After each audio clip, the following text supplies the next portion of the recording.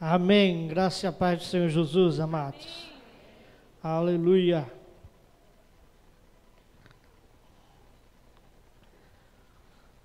Estou orando aqui para ver com quem é que eu vou trocar hoje para pregação. Vocês se preparem, viu? Qualquer dia eu chamo um de vocês para vir aqui. Vai ser igual na igreja do véu.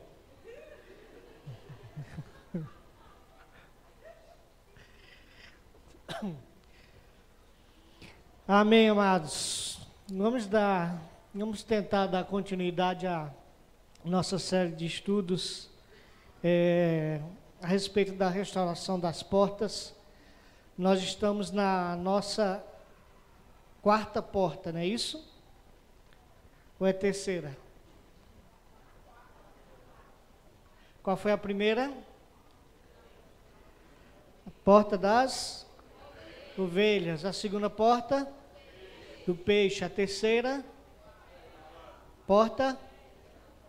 Velha. E a quarta porta, essa porta que nós estamos vendo agora? A porta do vale.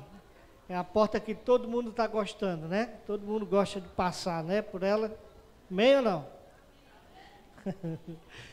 Mas como eu tenho falado desde o início, não existe Jerusalém sem uma porta de acesso para o vale. Para que Jerusalém seja restaurada, é necessário que se restaure a porta de acesso ao vale. Jerusalém havia sido destruída, Jerusalém era a glória de Deus, representava a glória de Deus para as nações. Quer dizer, nós somos a Jerusalém de Deus hoje, a igreja do Senhor Jesus é a Jerusalém de Deus. E para que nós sejamos restaurados, nós precisamos ter acesso à restauração da porta do vale. É impossível você ser restaurado pelo Senhor sem passar pelo vale.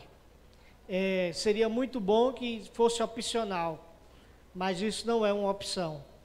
É necessário que passemos pelo vale. E os grandes homens de Deus passaram por vales na Bíblia. Amém? Moisés chegou um dia que estava tão desesperado que ele disse: Senhor, envia outro, eu não vou mais com esse povo não, envia outro, porque o Senhor me chamou, envia outro no meu lugar. Elias, o grande profeta Elias, que nem não morreu, foi arrebatado, ele se esconde numa caverna e ele pede ao Senhor para morrer. Que vale aquele homem estava passando. Jó, Jeremias e Abacuque, nós vimos esses três exemplos na primeira pregação aqui, domingo, hoje faz 15 dias, foram homens que também passaram pelos vales. O próprio Jesus, ele passou pelo vale, João Batista passou pelo vale, Paulo passou pelo vale, os apóstolos passaram por vales. O vale faz parte do treinamento de Deus, do aperfeiçoamento da nossa vida em Deus. E é por isso que essa é uma porta tão importante para que possamos restaurar na nossa vida, para que dê acesso a esse treinamento do Senhor para nossas vidas. E hoje nós vamos ver mais uma vez algumas lições a respeito dessa porta do vale. Como vencer na porta do vale, porque existe uma diferença entre o deserto e o vale. Vocês sabiam disso? Não. Quando o Senhor, existe uma diferença geograficamente e existe uma diferença no seu significado espiritual também. O deserto é um lugar árido, onde não há vegetação, onde não há a escassez de água, onde o sol escaldante durante o dia e à noite é muito frio. Então é um lugar onde você não planta, onde você não colhe, onde você não compra nem vende. É um lugar árido e deserto. O deserto, quando o Senhor permite que passemos pelo deserto, é porque Ele quer tratar com as nossas vidas diante de alguma crise, diante de alguma dificuldade, e a fim de retirar aquilo que não serve em nós, trabalhar no nosso caráter, na nossa personalidade e se revelar a nós de uma maneira especial, e também nos preparar para sermos abençoados no final do deserto. Foi isso que Deus fez com Israel durante 40 anos no deserto. Deus preparou o povo para entrar na terra da promessa, para tomar posse da promessa que ele havia feito a Abraão, Isaque e Jacó. O deserto, então, é esse momento de crise, esse momento onde nós temos uma experiência, onde nós conhecemos o Senhor e onde nós conhecemos a nós mesmos, porque é no momento da crise e do deserto que nós revelamos quem somos. E o vale? O vale é o lugar de batalha. As batalhas bíblicas, a maioria delas aconteceram nos vales. As batalhas entre os hebreus e os filisteus, por exemplo, aconteciam nos vales. Eu usei o exemplo da luta entre Davi e Golias. Foi num vale. Vocês lembram disso? Israel estava em cima de um monte, os filisteus estavam em cima do outro monte. Golias descia até o vale que havia entre esses dois montes e afrontava o povo de Deus.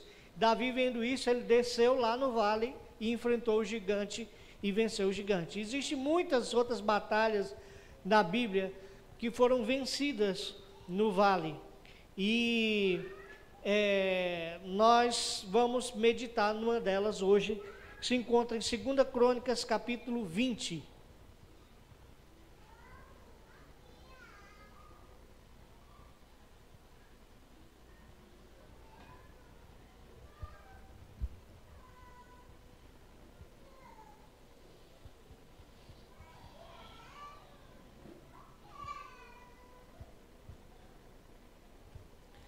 O texto da porta do vale está em Neemias 3:13, né?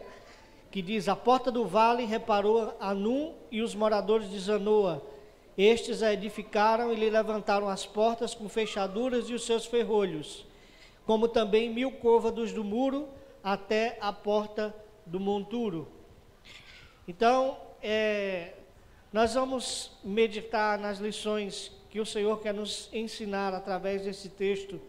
Em 2 Crônicas 20, numa batalha de Josué contra os filhos de Moabe e os filhos de Amon.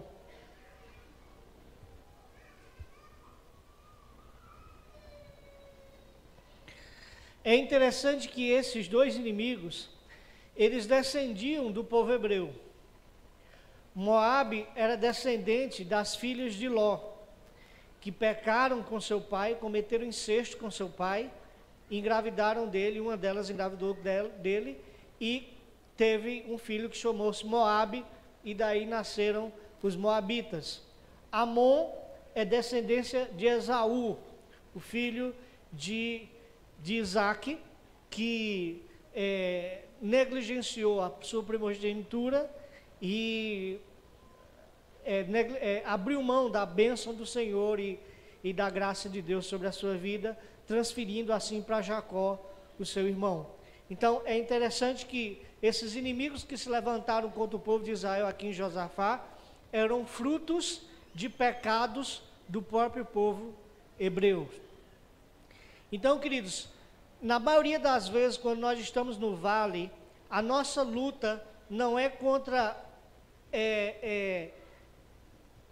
as maldades do diabo, ou não é contra as pessoas que se levantam contra nós. Na maioria das vezes é por consequências de erros nossos mesmos, é por consequências dos nossos próprios pecados. É por isso que o profeta diz: de que se queixa, pois o homem, queixa-se cada um dos seus próprios pecados. Quando o profeta estava falando isso, ele estava falando do povo de Israel, que estava reclamando porque havia sido levado cativo no cativeiro. E o profeta disse: de que se queixa o homem? Queixe-se cada um dos seus próprios pecados. Vocês estão cativos hoje porque vocês desobedeceram ao Senhor, fecharam o coração, taparam os ouvidos à voz do Senhor e agora estão sofrendo as consequências disso. E quantas vezes nós estamos no vale, travando batalhas seríssimas e perguntando: Deus, por que, Senhor, essa batalha tão grande? Por que essa luta tão grande? E se você for analisar com honestidade, você vai perceber que aquele inimigo foi produzido por seus próprios erros, é consequência dos seus próprios pecados, das suas próprias escolhas erradas. Quantas vezes nos metemos em situação financeira difícil, e é uma batalha, é uma luta, a gente vencer as dívidas e vencer as dificuldades financeiras, e a gente pergunta: Senhor, por quê? Se eu sou fiel a Ti.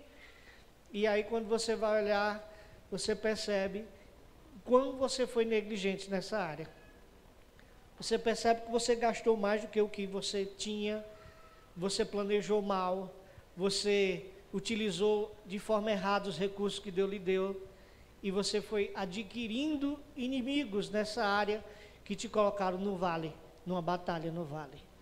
Então, amados, Amon e Moabe são exemplos de inimigos que nós próprios produzimos contra nós mesmos, com as nossas escolhas erradas, com os nossos erros, com as nossas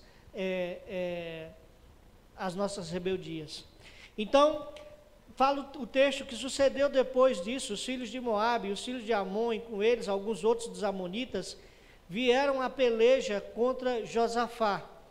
Então vieram alguns que deram aviso a Josafá, dizendo: vem contra ti uma grande multidão, da além do mar e da Síria, e eis que já estão em Hazazon-Tamar, que é em Gedi. E eu quero parar aqui nesse texto para falar um pouco sobre esse local, esse Engedi. Essa batalha, ela se deu nesse vale chamado Engedi. Engedi é um nome hebraico que quer dizer fonte dos cabritos. E diz que nesse lugar, especificamente, esse vale ficava entre dois montes muito altos, e de cima desses montes caíam duas vertentes de águas, dois riachos. A chuva, caía sobre os montes e formava esses riachos que desciam e formavam uma fonte lá nesse vale, no meio desse vale de Engedi, a fonte dos cabritos. E diz que ali, cabritos monteses, eles costumavam ir ali beber água naquela fonte ali. Só que existe uma curiosidade: quando o cabrito montês ficava com muita sede, ele deixava a segurança das montanhas e descia com cautela para beber água, ficando no lugar muito vulnerável. As montanhas é um lugar seguro, sim ou não? E a nossa vida, eu falei isso no primeiro domingo, a nossa vida, a nossa luta é para alcançar o cume do monte, o cume da montanha, não é verdade? Porque lá é o lugar de destaque, lá é o lugar onde você está por cima de tudo, dos problemas, das dificuldades, por cima daqueles que não acreditaram em você, daqueles que te perseguiram, que zombaram de você. Então, a nossa luta é estar em cima do monte, e no monte, em cima do monte é um lugar seguro. O vale é um lugar vulnerável, mas, queridos, na nossa vida cristã, o Senhor, Ele nos leva no monte, para nos fazer descer nos vales, para vencermos nossas batalhas nos vales e subirmos novamente nos montes. É no monte que nós recebemos a revelação do Senhor, é no monte que nós recebemos o fortalecimento de Deus, mas é no vale que nós vencemos as nossas batalhas. Por isso que é necessário passarmos pelo vale, por isso que é necessário restaurarmos essa porta do vale na nossa vida, a fim que possamos ter acesso a esse processo de Deus em nós. E os caçadores, eles sabiam que os cabritos desciam ali para beber água naquela fonte, e eles ficavam, na primeira claridade do dia, os caçadores, eles deitavam-se e ficavam à espreita por aquele momento. Eles ficavam esperando os cabritos chegarem na fonte para beber, e ficavam armados ali com seus arcos retesados, esperando aquele momento para matar aqueles cabritos. E era nesse preciso momento de maior vulnerabilidade que a flecha era disparada. O cabrito montês ficava inteiramente familiarizado com o caçador. Ele sabia que arriscava a vida toda vez que descia para beber um gole de água da fonte. O que é que nós aprendemos com isso aqui, queridos? Eu lembro do texto de Jesus em João 7,37, que ele disse: se alguém tem sede, venha a mim e beba.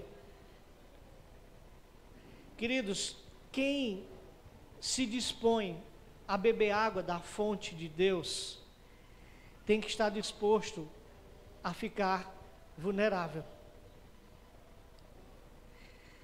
Tem que estar disposto a sair do seu lugar de segurança e da sua zona de conforto e se colocar na linha de tiro dos inimigos.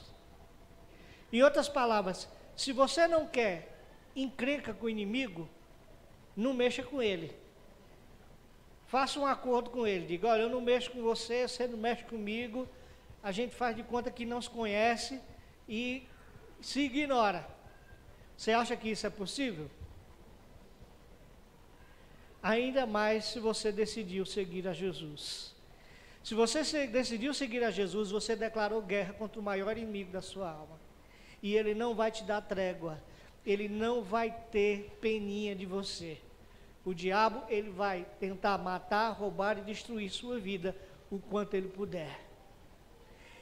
E quando nós entregamos nossa vida a Jesus, e quando mais nós buscamos ao Senhor, quanto mais nós procuramos nos consagrar, mais nós nos arriscamos, nós vamos às fontes de água.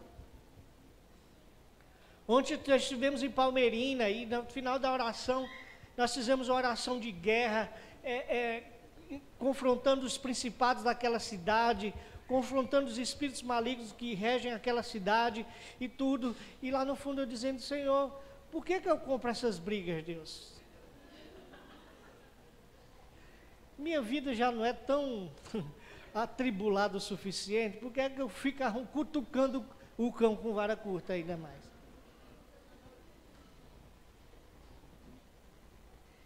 E aí o Senhor responde: porque você nasceu para isso. Mas não pense que eu não fico pensando nos meus filhos, a minha esposa, porque eles não pediram isso. E eles são alvos do inimigo. Mas eu não temo o perigo, porque maior é aquele que está em mim do que aqueles que estão contra mim. Amém, amados? A minha vontade de descer à fonte e beber da água é muito maior do que o medo de ser atingido, de ser alvo do meu inimigo. E não há nada que me impeça, não há nada que me detenha para que eu não desça à fonte e beba da água que mata a minha sede. Ainda que o inimigo me ameace, ainda que o inimigo me intimide, eu sempre vou descer à fonte para beber da água do Senhor. E é isso que deve mover nossa vida cristã. É isso que deve mover nossa vida. Esse sentimento, queridos, de não temer a sua própria vida. Paulo disse: nós somos entregues à morte todo dia. Existe uma versão que diz o dia todo, existe outra que diz todo dia. Nós somos alvos do inimigo, nós somos colocados à morte todos os dias. Paulo estava expressando exatamente essa verdade que eu estou tentando passar para vocês aqui, queridos. Então, é uma escolha que nós fazemos. Ou nós descemos no vale para beber dessa água e enfrentamos as consequências que isso pode nos causar, ou nós ficamos nos montes e podemos beber de sede mesmo nos lugares altos, morrer de sede mesmo nos lugares altos. Amém, queridos? Essa é a primeira lição que nós temos a respeito disso aqui. Mas como vencer em Engedi? Como vencer no vale? Como vencer a batalha no vale? Josafá nos ensina aqui. Em primeiro lugar, dependa dele. A Bíblia diz que chegou o pessoal e disseram: olha, existe uma multidão, existe um exército enorme, é muita gente, Josafá, não é pouca gente não, é uma grande multidão que está vindo contra vocês. E aí no verso 3, diz a palavra que Josafá temeu e pôs-se a buscar o Senhor, e apregoou jejum em todo Judá. Primeiro segredo, se você está passando por uma batalha no vale, pode ser uma batalha no seu casamento, pode ser uma batalha com seus filhos, pode ser uma batalha financeira, uma batalha na área da saúde, uma batalha na área emocional, ou uma batalha na área espiritual, ou uma batalha no chamado que Deus fez sobre sua vida. O primeiro segredo para que nós possamos vencer essa batalha nesse vale é dependermos do Senhor. Quando entendemos o quão incapazes somos, nós buscamos o Senhor. Foi isso que Josafá fez. Josafá disse, eles disseram, vem uma grande multidão, não se pode nem contar esse povo que está vindo aí, Josafá. Josafá entendeu, eu disse, humanamente eu não posso vencer isso. Eu vou correr para aquele que pode me socorrer. E correu para Deus. E ele disse, eu vou depender daquele que pode vencer os meus inimigos. O grande problema da gente é que a gente quer descer no vale, quer vencer nossas batalhas na força do nosso braço, na astúcia do nosso entendimento, do nosso conhecimento, da nossa inteligência. E queridos, guerra espiritual não se vence com armas naturais e carnais, se vence com armas espirituais, como diz Paulo em 1 Coríntios 10, nossas armas não são carnais, mas são espirituais em Deus, para destruir as fortalezas e os sofismas que se levantam contra nós. Se você está enfrentando uma batalha, seja em qual área for da sua vida, entenda que você precisa depender do Senhor dos Exércitos para vencer essa batalha. Você sozinho não vai conseguir, por mais astuto que você seja, por mais habilidoso, habilidade que você tenha, por mais estratégias que você trace, essa batalha só pode ser vencida pelo braço forte do Senhor. Josafá entendeu isso, e ele entendeu também que quando nós dependemos do Senhor, não existe inimigo invencível, não existe obstáculo intransponível, não existe batalha perdida, porque a última palavra é do Senhor, a última palavra é do médico dos médicos, a última sentença é do justo juiz. Amém? Glória a Deus por isso. Às vezes Deus nos põe em cercos para entendermos que precisamos dEle. Por que é necessário passarmos pelo vale? Exatamente para que nós tenhamos essa atitude de Josafá. Para que nós possamos reconhecer que a nossa habilidade, a nossa inteligência humana, ela não é capaz de nos levar até onde o Senhor quer. Ela pode até nos levar longe, mas ela não vai nos levar ao ponto que Deus quer. Somente o processo, passando pelo processo de Deus em nossas vidas, é que nós chegaremos aonde o Senhor quer. E aí é outra escolha que você tem que fazer. Você quer chegar até onde você pode chegar? Você pode escolher, ele pode ser até bem sucedido, mas você pode escolher chegar até onde Deus quer que você chegue, e você será muito mais bem-aventurado. Mas para isso é preciso passar pelos processos de Deus. E muitas vezes Deus nos coloca no cerco. Quantas vezes você já se viu cercado? Você se encontra numa situação que você olha para todo lado, você não encontra saída nenhuma. Quem já passou por isso? Só eu? Você diz, Senhor, não tem o que fazer mais, não tem saída, não vejo nenhuma solução. Eu estou cercado por todos os lados. Israel encontrou-se assim uma vez. Israel havia acabado de sair do Egito. Deus havia tirado Israel com uma mão forte, de maneira milagrosa do Egito.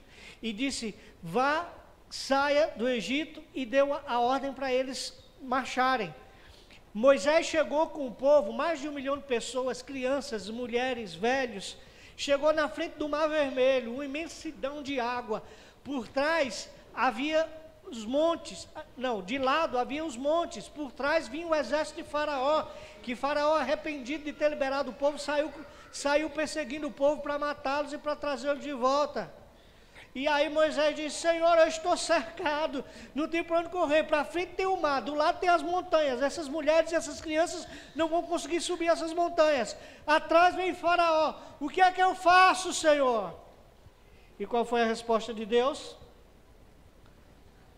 Moisés, meu filhinho, por que clamas a mim? Diga ao povo de Israel que marche, siga o combinado, caminhe em direção à minha ordem. A ordem que eu dei não foi para quê? Não foi para marchar, então continue marchando. ou eu faço você andar por cima da água, ou eu abro o mar. Mas eu sou Deus, obedeça e creia tão somente, dependa de mim nesse vale. Não tente encontrar solução mirabolante, você pode até achar, mas o fim dela vai ser uma desgraça.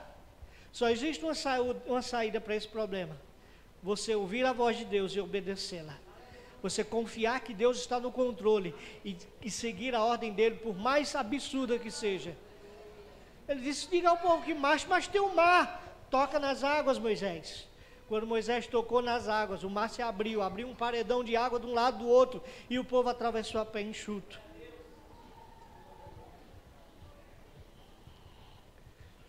E ali Moisés entendeu mais uma vez que precisava simplesmente ouvir a voz do Senhor, e que precisava dele. Isso ajudou Moisés mais na frente, quando Deus disse a Moisés, Deus aborrecido, tremendamente aborrecido com o povo, Deus disse: Moisés, está vendo esse povo aí? Eu não vou mais com eles não, eu vou cumprir o que eu prometi por amor a você, eu vou dar a terra prometida, mas eu não vou mais com esse povo, eu vou mandar o meu anjo na frente, vou vencer as batalhas para vocês, vou dar a terra que prometi a vocês, mas eu não vou com vocês mais. E qual foi a resposta de Moisés? Moisés caiu sobre o rosto e disse: Senhor, se o Senhor não for conosco, não nos faça sair desse lugar. Em outras palavras, Moisés estava dizendo: para mim não interessa anjo, não interessa ter vitória sobre meus inimigos, não interessa terra prometida, não interessa encontrar promessa, se eu não tiver o Senhor comigo. Esse é o desejo que tem que estar no seu coração e no meu coração, queridos. Desejarmos, ansiarmos a presença do Senhor muito mais do que os seus presentes, desejarmos e ansiarmos o abençoador muito mais do que as suas bênçãos. Quando existir isso no nosso coração, o Senhor se agradará de nós e aí Ele nos dará a sua bênção. Mas enquanto os nossos olhos estiverem nas coisas, estiver no anjo, nas vitórias, na conquista, o Senhor estará longe de nós. Então devemos aprender a confiar em Deus. Josafá entendeu isso e correu para Deus. E acontece uma coisa, queridos: Josafá, ele buscou se consagrar ao Senhor. A Bíblia diz que ele apregoou jejum em todo o Judá. E o que aconteceu? Judá se ajuntou para pedir socorro ao Senhor. Também de todas as cidades de Judá vieram para buscar o Senhor. Josafá apregoou um jejum onde ele vivia, em Judá. De repente, as outras cidades ao redor ouviram falar desse jejum que o rei havia apregoado, e todos eles aderiram ao jejum e convergiram para Judá, para esse momento de consagração a Deus, de busca a Deus. O que é que nós entendemos aqui? A sua consagração contagia, causa uma reação em cadeia. A sua vida de consagração, a sua vida de oração, a sua vida de busca ao Senhor, a sua sede por Deus, vai causar sede naqueles que convivem com você. O desejo louco de você buscar ao Senhor vai provocar esse desejo também nas pessoas que convivem com você, queridos.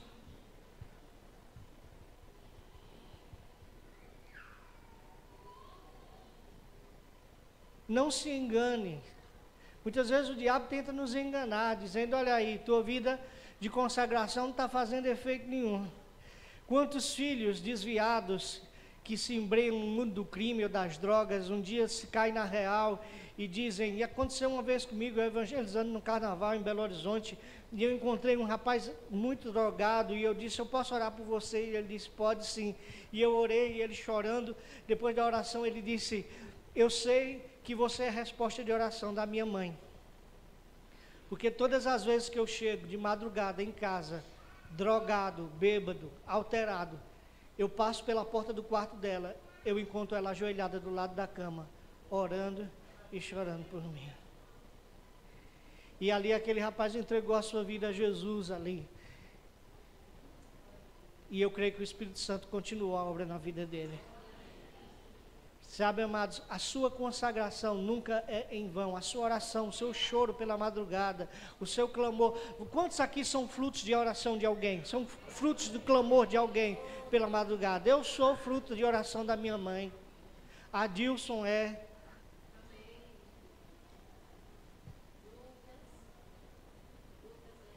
Lucas é fruto de oração da mãe dele, amém. Amém, queridos? Josafá pregou um jejum e aquilo contagiou as cidades ao redor. Glória a Deus por isso. E quando não souber o que fazer, ponha os seus olhos no Senhor. No verso 12 diz que Josué, ele reuniu todas essas pessoas, então, ao redor ali, e ele começou a clamar ao Senhor. E fez uma oração a Deus. E no verso 12, ele termina a oração dizendo: Ah, Deus nosso, porventura não os julgarás, porque em nós não há força perante essa grande multidão que vem contra nós, e não sabemos nós o que faremos, porém os nossos olhos estão postos em Ti. Esse é o segredo de você vencer essa batalha nesse vale, querido.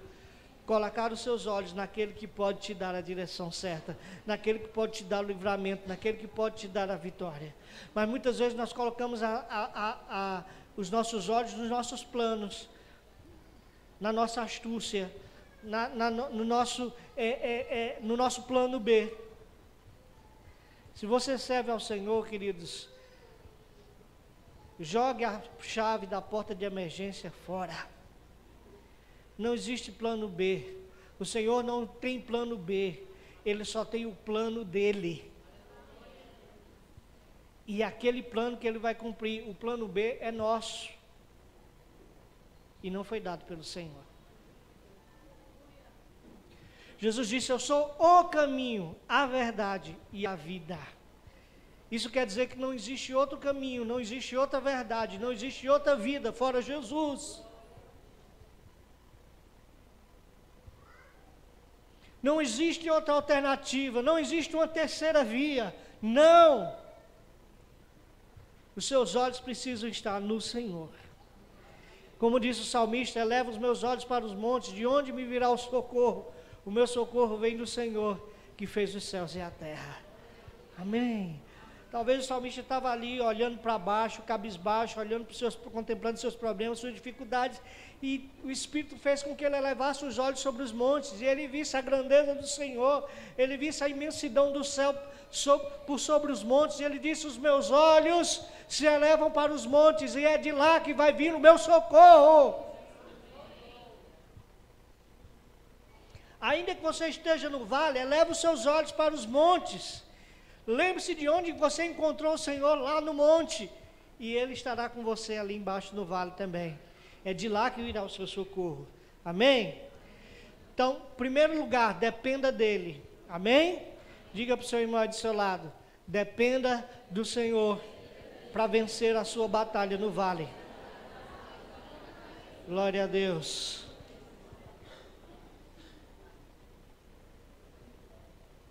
Segundo ponto: consagre-se a Ele. No verso 13 diz que: e todo Judá estava de pé perante o Senhor, como também as suas crianças, as suas mulheres e os seus filhos. Nós vemos aqui que, mais uma vez, o propósito de Deus com a família. Ali estavam reunidos diante do Senhor as famílias de Judá, os homens, as mulheres e as suas crianças.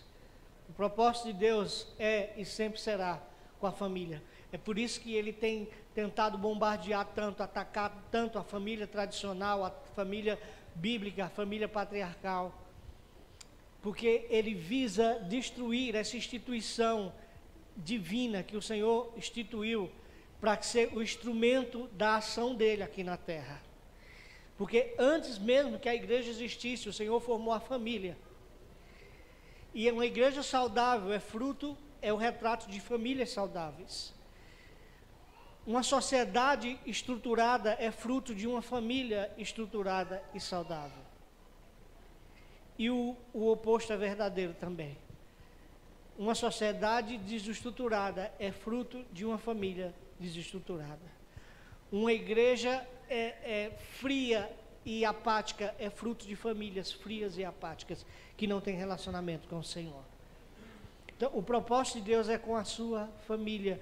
Por isso, não desista de orar pelos seus que ainda não servem ao Senhor, que ainda não conhecem a Jesus, porque há um propósito sim de Deus sobre essa pessoa. Amém, amados?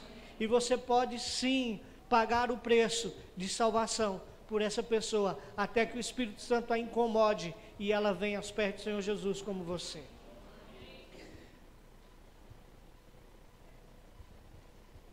Quantos aqui têm familiares, irmãos, pais, mães, maridos, esposas, que não servem ao Senhor Jesus ainda? Amém. Eu profetizo sobre a sua vida, sobre a sua casa, sobre a sua família, que até o final desse ano, Deus vai entrar com salvação na sua casa, no seu lar, e sua família estará completa aqui, antes de terminar esse ano. Em nome de Jesus, amém? Glória a Deus. Mas para isso, pague o preço em oração e dê testemunho de vida, de mudança de vida. Façam com que eles vejam Jesus em você e ore, busque, clame ao Senhor e Ele vai responder. Amém, amados? E no final do ano nós vamos abrir para você dar o seu testemunho aqui, em nome de Jesus. Versículo 14, a palavra de Deus diz que: então veio o Espírito do Senhor no meio da congregação sobre Jaziel, filho de Zacarias, filho de Benaías, filho de Jeiel, filho de Matanias, levita, dos filhos de Asaf. Queridos, quando nós clamamos, Ele vem. Amém. Josafá fechou a boca, fez uma oração tremenda. Quando ele fechou a boca, o Espírito do Senhor veio sobre o profeta e liberou uma palavra sobre aquele povo. Se você clamar, Ele vem. O profeta Jeremias disse: clama a mim e responder-te-ei coisas grandes e ocultas que não sabes. Jeremias diz: buscar-me-eis e me achareis quando me buscares de todo o vosso coração. Quando nós clamamos, Ele vem. Se você está no vale, se você tem se sentido sozinho, se você está sozinho, está porque quer, porque se você clamar a Ele, Ele virá. Josafá entendeu isso, ele clamou e ele veio, porque o Senhor está fazendo uma concha com a mão, procurando homens e mulheres que coração contrito, quebrantado, que tenham sede e fome dele, e que busquem e que atraiam a sua presença. E o salmista já diz que com o orgulhoso ele não habita, mas com o contrito e humilde de coração ele faz morada. Então o Senhor ele está procurando corações, Ele está procurando ouvir o clamor de alguém que clame com o coração e com a alma. Você não precisa passar por esse vale sozinho, você pode ter a companhia daquele que é poderoso para fazer infinitamente mais do que aquilo que você pede, pensa, ou imagina ou crê. O povo de Israel estava há 430 anos no Egito, escravos do Egito, parecia que não havia solução, parecia que aquela escravidão não teria mais fim.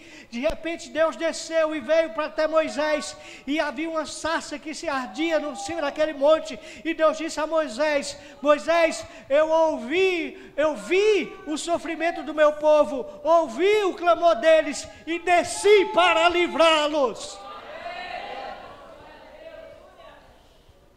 Deus ele está vendo a tua necessidade, Ele está vendo o teu sofrimento, até mesmo porque Ele permitiu que você passasse por isso. Ele está ouvindo o teu clamor, então Ele virá e te livrará desse vale. Ele te dará vitória sobre esse inimigo nesse vale. Ele te fará vencer essa batalha em nome de Jesus.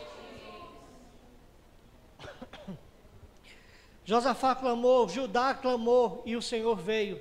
E veio sobre Jaziel. E quando Ele vem, Ele fala, e a sua palavra muda todo o panorama. Quando Ele vem, Ele fala, queridos, e quando Ele fala, a sua palavra, Ele muda todo o quadro, Ele muda toda a situação, Ele muda toda a atmosfera, Ele muda toda a perspectiva. Porque Ele nos faz enxergar aquilo que nós não enxergávamos, Ele nos faz entender aquilo que não estávamos entendendo, Ele revela aquilo que estava oculto para nós naquele momento de dor, de crise, de sofrimento. E o Espírito Santo, Ele tem prazer em fazer isso, porque essa é a sua função, é nos revelar o coração do Pai. E porque às vezes Ele nos revela, não nos revela, porque nós não o buscamos, não damos lugar, não damos acesso a Ele, ao nosso coração. Nós damos acesso a muitas vozes, a muitas saídas, mas não ao Espírito Santo.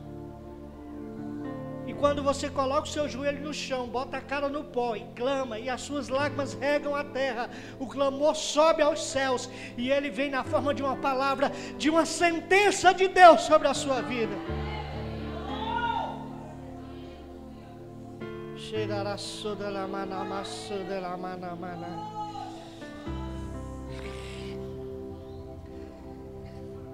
O filho daquele centurião, o servo daquele centurião estava morrendo. Não havia esperança, os médicos já haviam desesperançado ele, mas ele foi buscar aquele que podia trazer o seu servo à vida. E ele chegou até Jesus e expôs o seu problema, clamou a Deus, clamou a Jesus. E Jesus disse: eu vou lá na sua casa. Ele disse: não precisa, Senhor, eu tenho autoridade, eu digo aos meus subordinados: vai, e eles vão, vem, e eles vêm. Basta que tu envies uma palavra e o meu servo será curado. Aquele homem entendeu que bastava uma sentença do Rei dos Reis para que a vida do seu servo fosse transformada.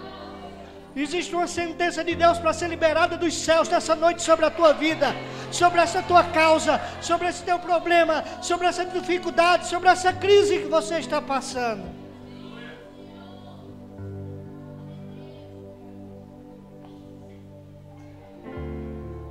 Se você sair daqui com a consciência que você precisa depender dEle, que você precisa se consagrar a Ele, que você precisa estar disposto a ouvir a sua voz, você sairá com outra perspectiva, você estará cheio de esperança e de fé, entendendo qual é o propósito de Deus fazer você passar por esse vale, e você vai entender e vai passar pelo vale dando glória a Deus.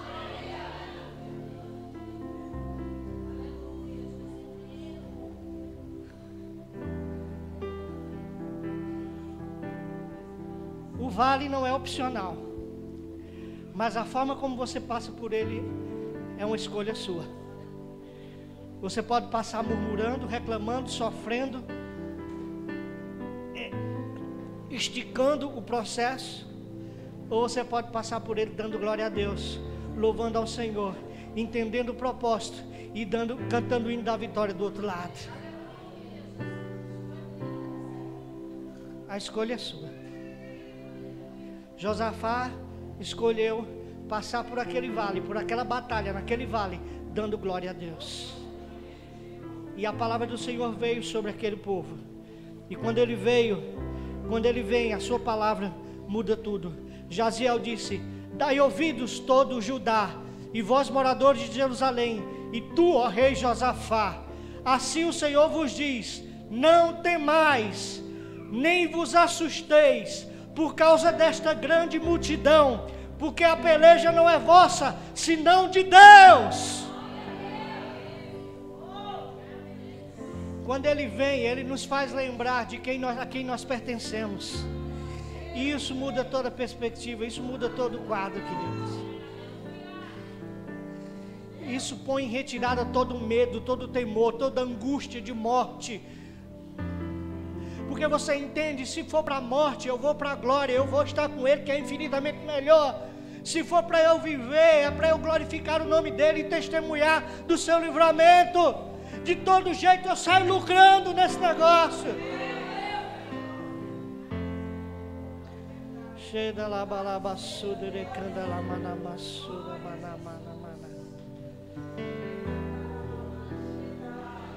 O apóstolo Paulo entendeu isso. Ele disse: eu não tenho minha vida por preciosa, conquanto que eu cumpra o chamado e a carreira que me foi proposta pelo meu Senhor, pregando o evangelho do Senhor Jesus.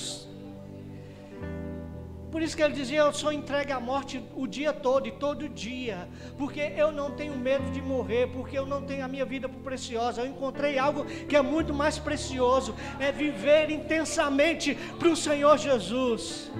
Por isso que ele não tinha medo, por isso que ele não temia o exército romano, ele enfrentava as autoridades romanas. Ele foi preso 3 vezes, ele foi morto, mas ele não abandonou a sua fé. E o seu legado ele nos deixou até hoje, queridos.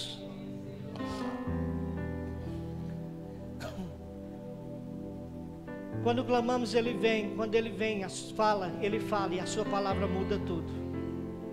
Por isso nós precisamos nos consagrar a ele. Em primeiro lugar, dependa do Senhor. Em segundo lugar, consagre-se a ele. Em terceiro lugar, confie nele. Se você está passando por uma batalha no vale, o vale é lugar de batalha mesmo, e o Senhor te colocou aí para que você saia vitorioso e saia mais forte e mais capacitado para as outras batalhas que virão. E não ache que você é o único, não. Porque tem gente que acha que só ele passa por guerra, só ele passa por luta, só ele tem problema. Paulo dizia: eu sei que irmãos espalhados pelo mundo inteiro estão passando por aflições da mesma maneira que eu, que nós. Porque a vida é feita de vales e de desertos, e são nos vales e nos desertos que nós somos provados e aprovados pelo Senhor.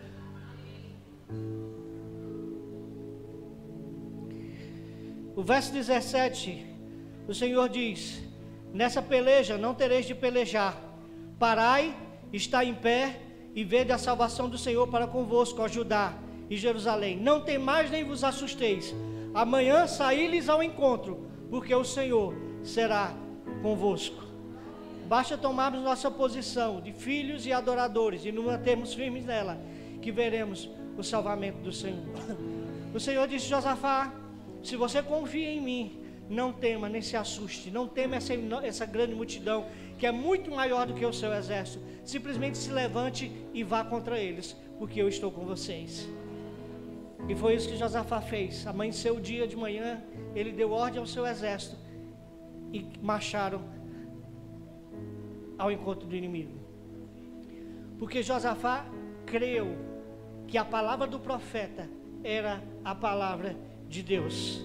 E quando ele disse isso, quando ele disse exatamente isso ao se dirigir para os seus comandados, ele disse, versículo 20: pela manhã cedo se levantaram e saíram ao deserto de Tecoa, e saindo eles, pôs-se em pé Josafá e disse: ouvi-me, ó Judá, e vós moradores de Jerusalém, crede no Senhor vosso Deus, e estareis seguros, crede nos seus profetas, e prosperareis.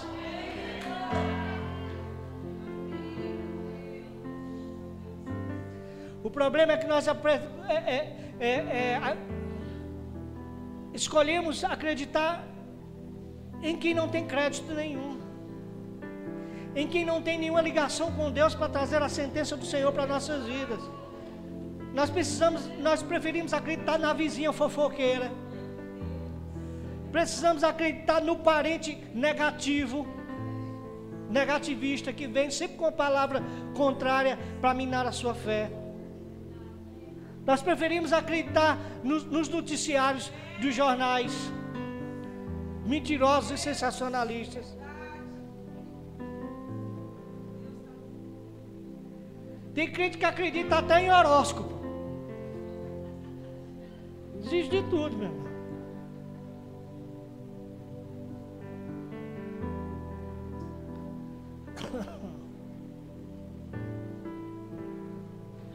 Sabe, amados, nós precisamos acreditar em Deus e nos seus profetas. Se o Senhor enviou uma palavra dele para alguém que você reconhece como profeta do Senhor, creia nessa palavra e creia no cumprimento dela para a sua vida, em nome de Jesus. E mantenha-se firme na direção que o Senhor te deu. Não saia dela por nenhum segundo, por nenhum momento. Permaneça firme na direção que o Senhor te deu, e Ele cumprirá fielmente, cabalmente aquilo que Ele prometeu. A adoração é a chave para que Deus venha em nosso favor. No verso 18 diz que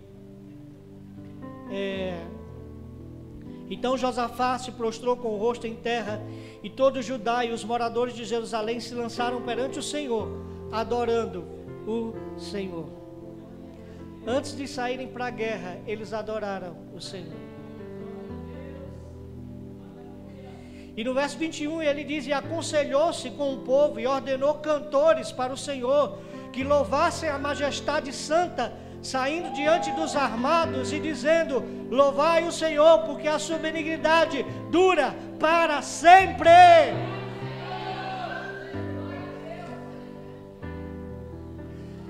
No dia que você trocar a sua murmuração pela adoração à majestade santa do nosso Deus, esse quadro de miséria, de angústia, de dor, de depressão vai virar completamente na sua vida.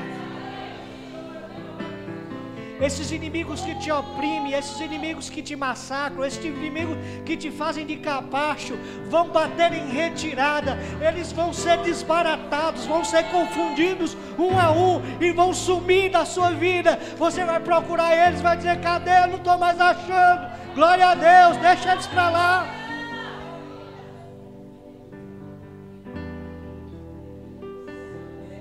O segredo é você ter a sua vida de adoração. Pastor, eu boto um louvor lá e fico cantando a manhã todinha lá em casa. Não é só isso, não.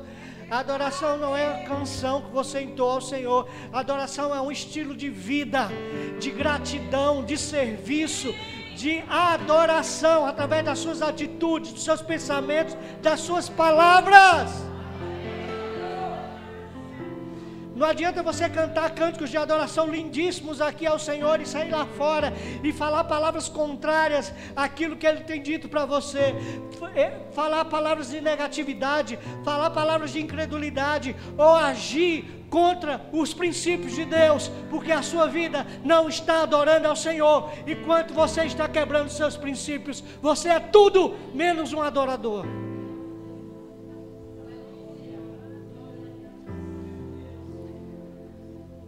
Os cantores aqui eram um símbolo disso, queridos. O Senhor, Ele nunca pediu música, Ele sempre pediu um estilo de adoração. E não é à toa que lá em João 4, quando Jesus se encontra com aquela mulher samaritana, Ele diz que o Pai, chegou a hora e é chegado, em que o Pai procura verdadeiros adoradores que o adorem em espírito e em verdade. Em espírito é com a sua essência, é com aquilo que Ele é, e em verdade é vivendo aquilo que você crê, aquilo que você professa. Jesus não estava falando sobre canções com aquela mulher, Jesus estava falando sobre um estilo de vida, de consagração, de serviço, de obediência, de amor ao próximo e de amor a Deus acima de todas as coisas. É assim que se encontra um adorador. E sabe quando é que você encontra um verdadeiro adorador, amados? Sabe quando é? É quando ele está na frente de um caixão, no velório de um ente querido. É quando ele está na frente de um quadro de falência. Quando ele se depara diante de um diagnóstico fatal do médico. É quando ele se envolve em um acidente terrível. É quando alguma tragédia acontece no meio da sua família. É quando a conta no banco está no vermelho. É aí que você conhece o verdadeiro adorador. Porque é aquele que levanta as mãos como Jó fez e disse: o Senhor Deus deu, Ele tirou, bendito seja o nome do Senhor.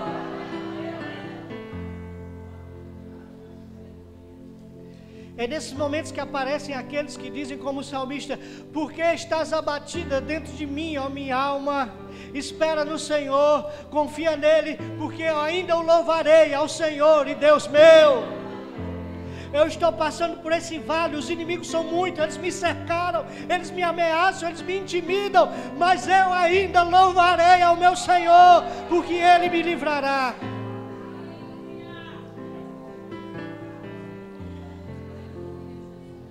O verdadeiro adorador é aquele que pega a sua harpa e canta: o Senhor é o meu pastor e nada me faltará. Ele me faz caminhar a pastos verdejantes junto às águas tranquilas.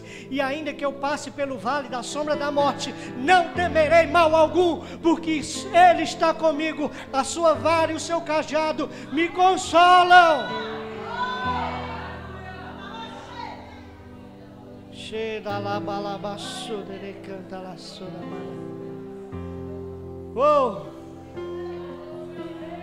chuta la xereca, la suda la manamara, massudiri chuda la manama. Quando adoramos, os céus se abrem e se movem a nosso favor, queridos. Cheta la chore macanda la basudere manama. Paulo e Silas se encontravam à meia-noite presos, acorrentados numa cela fria e escura. O único crime que eles tinham cometido era pregar o evangelho do Senhor Jesus. Eles haviam sido açoitados, suas costas estavam abertas, eram feridas abertas, e eles estavam ali presos. Mas a palavra de Deus diz que a adoração deles fazia-se ouvir em todo aquele presídio, porque eles entenderam que o seu bem-estar, a sua vida não era preciosa para eles, antes importava que eles agradassem ao Senhor. E eles tinham plena convicção de que aquele momento, aquele vale que eles estavam passando, era para glorificar o Senhor. E a adoração daqueles homens subiu, rasgou o céu, entrou na sala do trono e subiu até as narinas do grande rei, como um cheiro suave de incenso agradável ao nosso Deus. E isso fez com que o céu se fendesse, o céu se rasgasse, e anjos do Senhor desceram àquele lugar, seguiram o som daquela canção, e a Bíblia diz que houve um terremoto naquela prisão. As cadeias foram quebradas, as celas foram abertas. Quando nós encontramos o segredo da adoração, não existe cadeias que nos prendam, não existe cela que nos detenham, porque nós somos livres dos grilhões, da depressão, da angústia, da morte e da dor.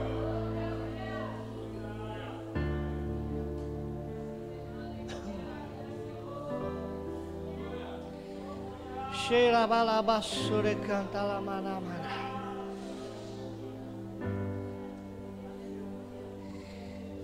O resultado daquela noite ali, daquela noite de adoração daqueles apóstolos que estavam presos ali, foi a salvação de uma família inteira do carcereiro de Filipos. E eles glorificaram a Deus porque eles entenderam por que aqueles vergões nas costas. Era para que aquela família fosse alcançada e fosse salva pelo Senhor Jesus. Talvez esse vale que você estava passando agora não seja nem você o propósito dele. Talvez seja a salvação de alguém. Talvez seja o Senhor querendo alcançar alguém através do seu testemunho, através da sua adoração, através do seu posicionamento diante dessa crise, dessa dor, dessa angústia. Através da sua obediência e fidelidade ao Senhor nesse momento de luta e de dor, muitas pessoas serão alcançadas e serão atraídas para a glória do Senhor.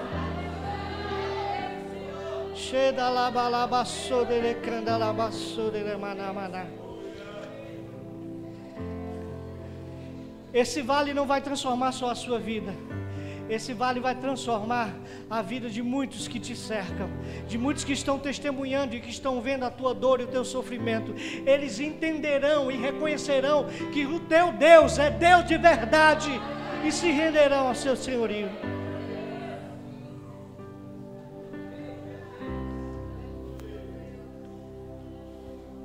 Aquele carcereiro viu aquelas celas abertas e ele disse: e agora o que é que eu vou fazer? Eu vou me matar, porque eles vão me matar porque eu deixei os presos sair. Ele disse: não se preocupe, ninguém fugiu, está todo mundo dentro das suas celas.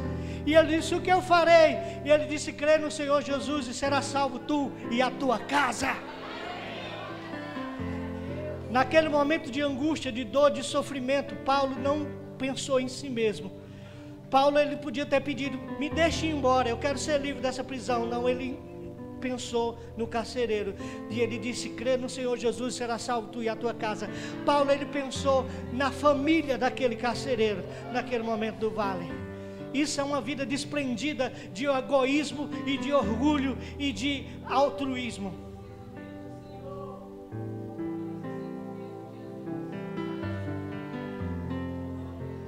O verdadeiro adorador, a última pessoa que ele pensa é em si mesmo.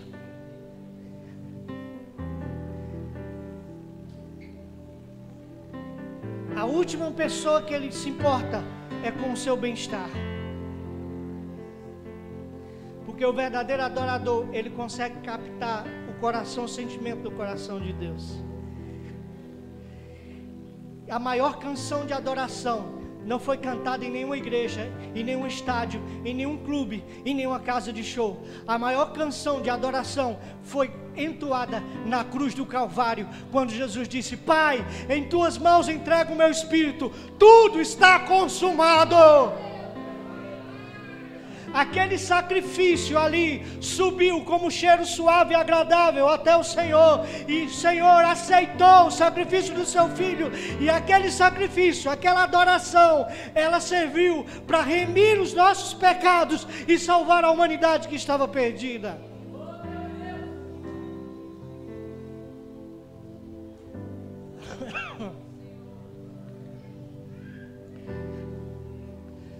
Por isso Josafá disse: traga os cantores aqui. Cadê os cantores? E eu queria ver se esse negão era macho mesmo. Nós vamos para a guerra. Pega Lindomar, Diego e Anderson, bota eles na frente, cada um com um violão, e eles vão na frente cantando e tocando. Mas e as armas? As armas vão lá atrás, lá no rabo da gata. Se precisar delas a gente usa, mas o nosso escudo vai ser esses cantores aqui.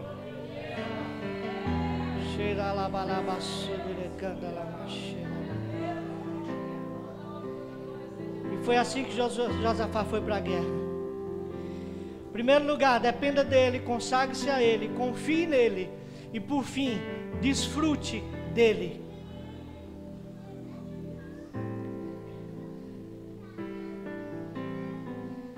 Quantos de nós somos como o irmão mais velho do filho pródigo? Estamos na casa do Pai, trabalhamos para o Pai,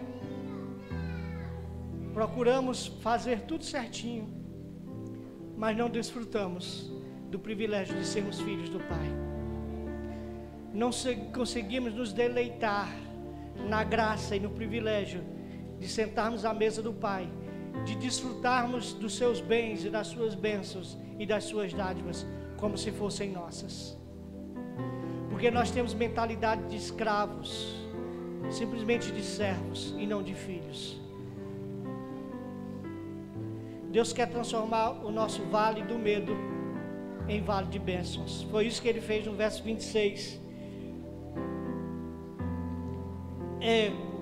Antes, quando o povo começou a adorar a Deus, eu não posso esquecer de dizer isso, diz no versículo 22, que ao tempo em que começaram com júbilo e louvor, o Senhor pôs emboscadas contra os filhos de Amon e de Moabe, e os da montanha de Seir, que vieram contra Judá, e foram desbaratados, porque os filhos de Amon e de Moabe se levantaram contra os moradores das montanhas de Seir, para os destruir e exterminar, e acabando eles com os moradores de Seir, ajudaram uns aos outros a destruir-se. A sua adoração coloca o inferno em confusão. Raciocine comigo, o diabo ele é estrategista. Ele entende, ele prevê as nossas reações. O diabo é talvez o maior psicólogo que existe na face da terra, porque ele estuda as reações e a mente humana desde o princípio, desde Adão até hoje. Então ele entende quais as nossas reações. Então ele disse: eu conheço Hariel, se eu colocar esse problema na vida dele, ele vai reagir desse jeito aqui, e eu vou conseguir derrubá-lo, eu vou conseguir que ele caia. Aí ele vai e coloca aquela situação na vida dele ali. E aí se Hariel agir pelo seu impulso, pelo seu instinto natural, ele vai cair. Mas existe uma maneira de você desbaratar e confundir o inferno. é agindo no espírito contrário dele. É surpreendendo o diabo com uma atitude, ao invés de uma atitude de rebeldia, de murmuração, de reclamação ou de fraqueza, você adorar ao Senhor e agradecer a Deus e ser grato ao Senhor por aquilo. Aquilo vai colocar o inferno em confusão. Vão dizer, ele não fez o que a gente esperava, e agora o que é que a gente faz? E vão sair tudo desbaratados, igual uma barata tonta rodando depois que recebe o veneno.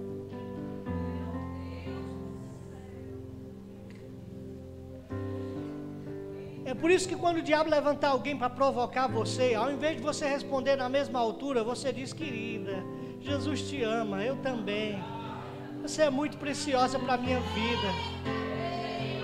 Você é muito importante para mim, sabia disso? Eu oro por você. Se você não orar, você faz uma oração rapidinha assim, diz, eu abençoe esse feliz. Pronto. E diz, eu oro por você, querida.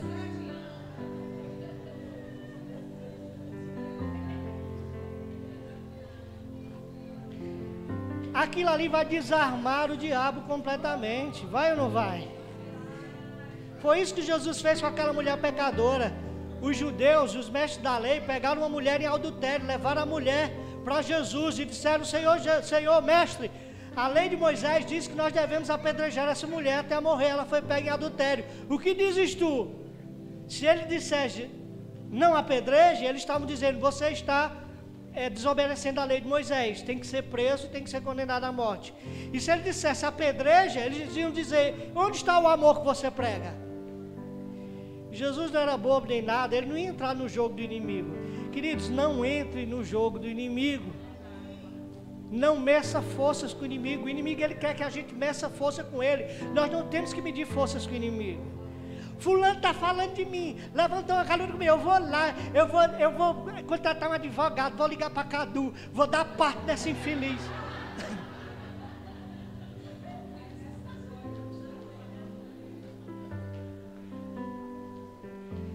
Se for rico, diz que vai processar, se for pobre, diz que vai dar parte, né? Eu vou dar parte na delegacia. Eu vou dar parte dessa infeliz.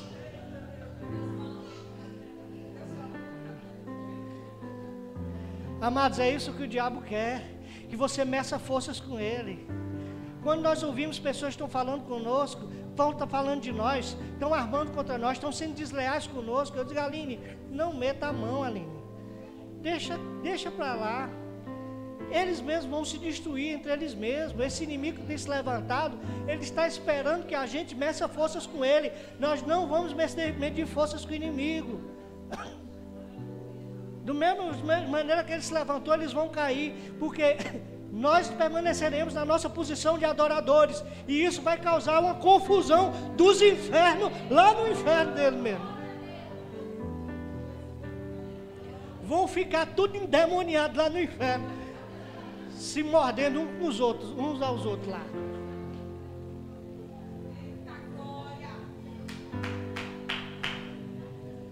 Foi isso que aconteceu. Eles se levantaram para lutar contra Judá. Aí tinha um povo numa montanha, o povo não tinha nada a ver com a história, eles se levantaram contra o povo. Aí destruíram o povo. Depois de destruir o povo, olharam para o outro e disseram, o que é que você está fazendo aqui? Aí começaram a lutar entre eles, e eles mesmos se destruíram. E cumpriu-se a palavra de Deus, que Josafá não levantou a mão, um braço, uma arma para vencer aquela guerra. A guerra foi vencida pelo Senhor. Se você está sem dormir, está sem comer, querido, você está perdendo seu tempo, amados. Descansa, vai dormir hoje. Dorme tranquilinho, que a Bíblia diz que ao Senhor, aos seus Ele dá enquanto dorme. Oxe, da la balabassuda la chega la balabassuda. É por isso que o sangue pode estar dando na canela. Eu me deito e durmo e ronco a noite todinha. Quem sofre é a minha mulher, mas eu durmo à vontade. Satanás vai tirar o sono de outro dos infernos, o meu não. Apetite, não tem nada que me faça perder a fome, né? Não quero comer hoje não. O que? Traz para cá. Pode ser as lágrimas caindo dentro do prato e comendo, né? A minha sogra essa semana estava chorando com os problemas, aí disse, mas eu vou comer mesmo assim, manda aqui, ela chorando, a lágrima caindo dentro do prato e ela, lou.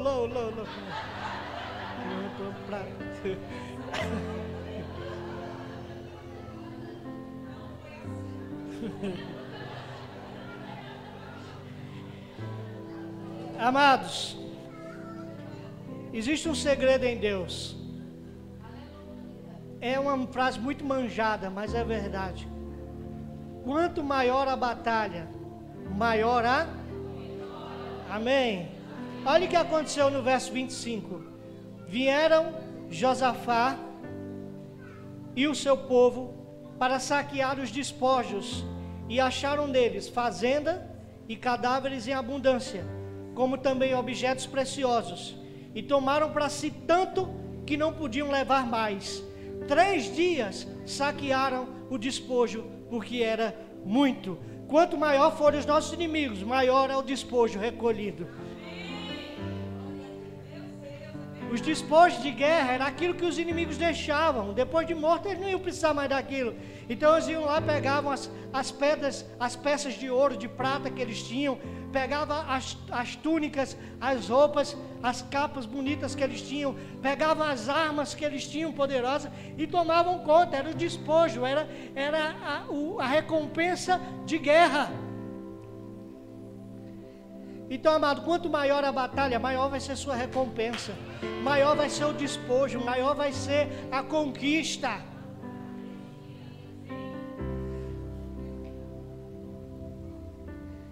Glória a Deus por isso, amados. Cheira la barabassura e canta la barabana. Às vezes eu acho que Deus pensa que nós somos eu sou o Hulk e a Aline é a Capitã Marvel. Porque dizem que o Senhor, Ele dá as maiores batalhas aos seus maiores guerreiros. Então, pelo nível de guerra que nós temos enfrentado, eu acho que Deus está nos confundindo com o Hulk e a Capitã Marvel. Mas quanto maior a nossa guerra, mais tem sido o nosso prazer. Quanto maiores as decepções, maior é o prazer que nós temos pelo outro lado. Quanto maior as angústias, maior a felicidade. Quanto maior a escassez, maior a provisão. Nós recebemos uma bênção essa semana que vocês não imaginam. A gente na hora certa vai contar isso aqui. Que eu não posso contar não, mas depois vocês vão saber disso. Mas é daquela coisa que só o Senhor pode fazer. Não tem só o Senhor pode fazer? Tem aquelas coisas que você vê aqueles pregadores contando e você dizendo, eita, mas por que não acontece comigo um negócio desse? Aí Deus vai e faz. Amém? E eu tenho certeza que esse ano ainda nós vamos receber muitas bênçãos iguais a essa.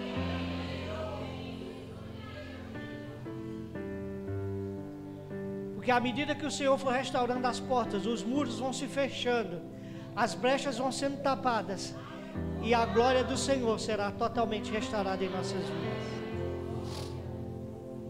No verso 26 diz que ao 4º dia se juntaram no vale de Beraca, que quer dizer o vale do medo, porque ali louvaram ao Senhor. Não, aliás, o vale de Beraca é o nome que deram, porque ali louvaram o Senhor. Por isso chamaram aquele lugar de Vale de Beraca até o dia de hoje. Aquele vale que foi o vale onde Josafá temeu seus inimigos, que Josafá temeu pela derrota do seu povo, foi transformado no Vale de Beraca, que quer dizer Vale de Bênção. O lugar da sua batalha será o lugar da sua bênção. O lugar da sua prova será no lugar da sua vitória. Em nome de Jesus. Amém?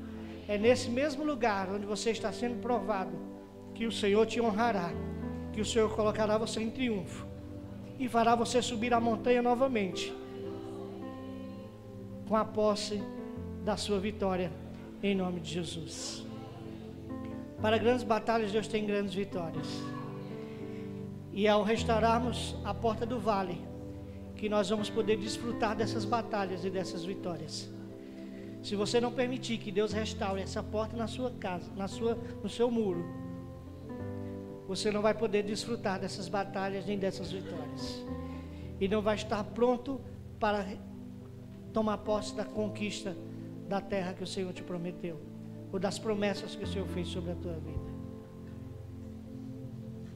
É na montanha que você recebe a promessa, mas é no vale que você conquista ela, através das batalhas, dependendo de Deus, consagrando-se a Ele, confiando nele e por fim desfrutando dele, em nome de Jesus.